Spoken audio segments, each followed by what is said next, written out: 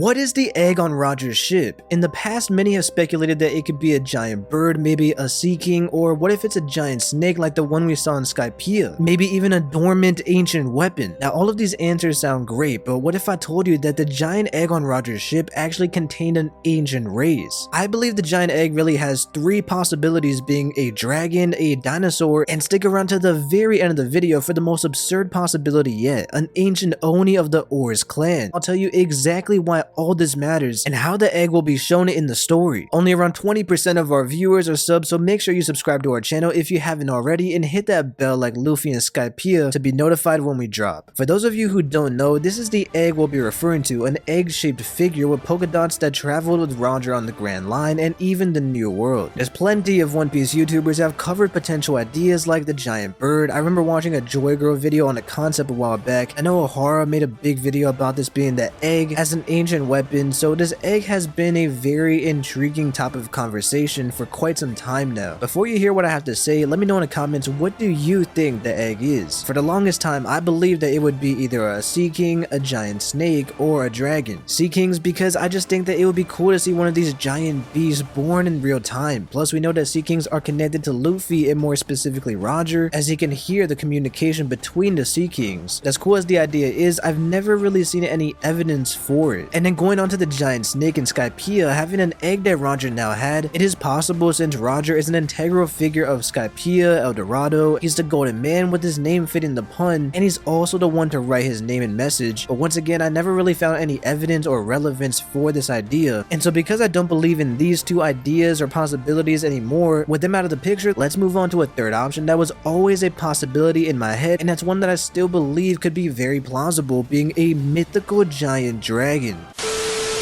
This video is sponsored by Raid Shadow Legends, the greatest mobile game of all time. Raid Shadow Legends. Raid's got a ton of championships, over 600 now, and all those championships come from unique factions, each with their own history in the world of Teledia. And my favorite faction has to be the High Elves. Their backstory is pretty awesome. Their homeland Arabia has been around for thousands of years, surviving the fall of the Lizard Man Empire, helped the humans form into civilizations, and defeated the orcs when they found a huge horde and attacked the continent. But things got twisted when Cyroth, the Lord of Darkness, convinced a bunch of elves to go evil and attack their kingdom. The civil war nearly ended the elves, but Arabia survived. They rebuilt, and now it's stronger than ever. This month is huge for Raid. They just released a brand new faction, the Sylvan Watchers, with some amazing new champions, the Forest Elves, Ents, Druids, Fays. They're all here, and I can't wait to summon them all to play with. And if that's not enough, Raid's got a full lineup of events along with the newest season of the Forge Pass, where you can get your hands on some of the most powerful gear the game has ever seen. Also, if you're an Amazon Prime member, you can get your exclusive rewards in Raid right now. It's the best time to get started in Raid, and if you click the link in my description or go ahead and scan the QR code right here on the screen, you'll get a unique bonus worth $30. We're talking a free epic champion, Rector Draft, 200k silver, 1 energy refill, and an XP boost, ancient shards, so you can summon awesome championships as soon as you get in the game. All this treasure will be waiting for you here, and the rewards will only be available for the next 30 days and only for new players.